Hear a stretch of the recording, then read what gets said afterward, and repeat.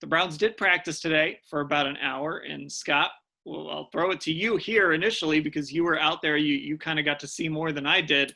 What stood out to you today?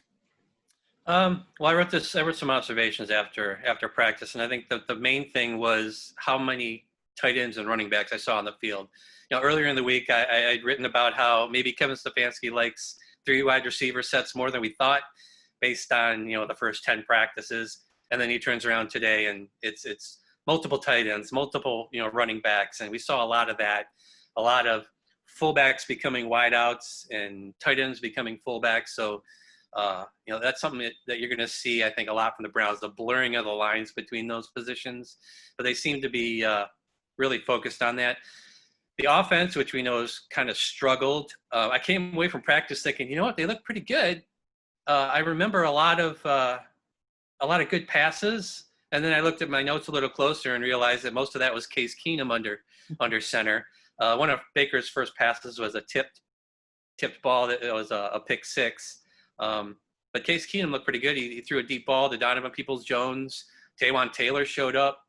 Steven Carlson, guys who are maybe fighting for spots lower on the roster kind of stuck out a little bit today. But that first team offense, I think, is still trying to get his feet under it. And they're kind of running out of time. Yeah, it seemed to me like the offense was better, but you're right. I mean, one of the first things that I have written down is the Elianku tip that Sione Takitaki picked off on one of Baker Mayfield's first passes that I saw. And then a couple plays later, you get the deep ball from Case Keenum to Donovan Peoples-Jones. In the red zone, it seemed like the first team offense was a little bit better. A couple of Richard Higgins notes here. So that's a good thing. That's a guy we've been talking about.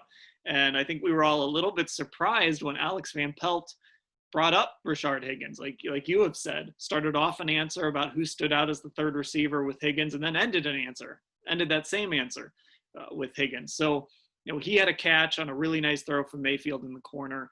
And this is an opportunity for Higgins with Kadero Hodge out for personal reasons. The rest of that wide receiver room still kind of questionable. Donovan Peoples-Jones had that catch, but then he left practice. So he's been really inconsistent. So I think Richard Higgins, maybe Van Pelt was sending a message to him like, hey, you got a chance here. And Richard Higgins heard it.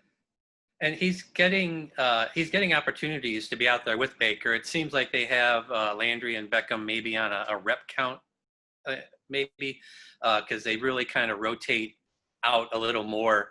And again, they're both coming off off-season surgery, so it makes sense. But I think that kind of thing opens things up for Higgins, and he's obviously impressing the coaches. Damian Ratley was back with about 2 weeks to go, which is similar to what he did last year.